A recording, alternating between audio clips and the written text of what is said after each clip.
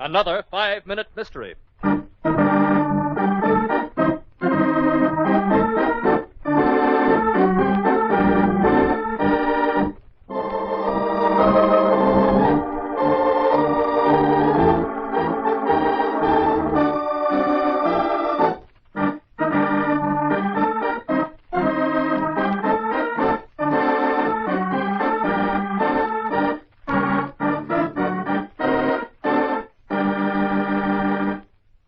After showtime in a downstairs restaurant in Lower New York.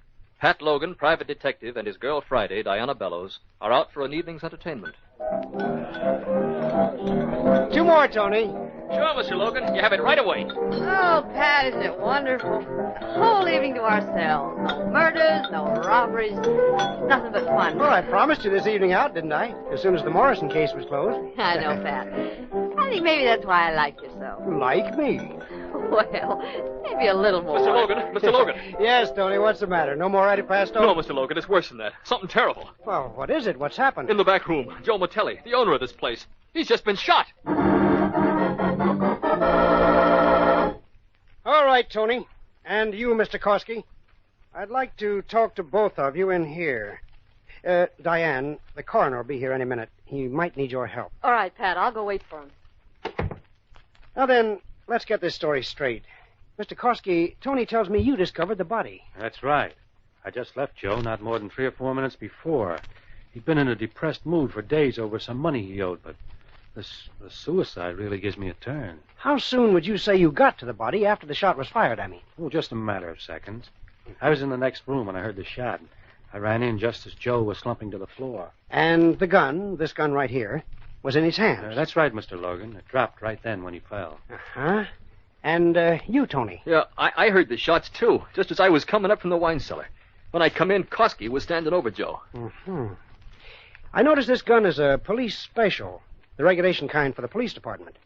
Anyone know how come it came to be in Joe's possession? Yeah, he had it for some time, Mr. Logan. He had a brother-in-law in the force and borrowed it for protection. And now he uses it to commit suicide with. Rather ironic, I should say. Yeah, it is, all right. Pat. Yes, Diane. The coroner just moved the bullet. He thought you'd probably want to look at it. Here it is. Yes. Fine. 45 caliber. Fired at close range. If you want anything more, I'll stick around. Hey, wait a minute.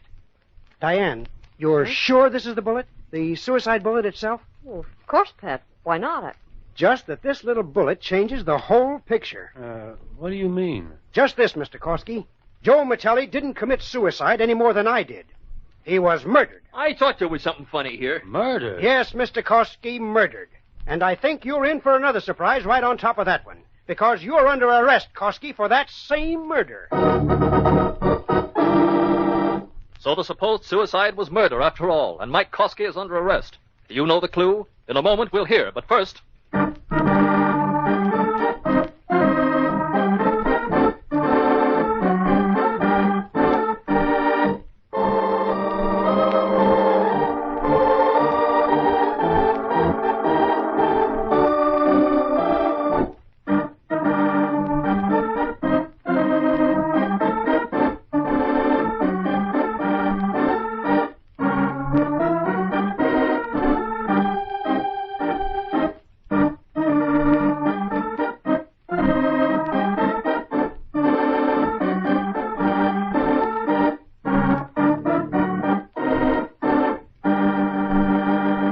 And now, back to our mystery.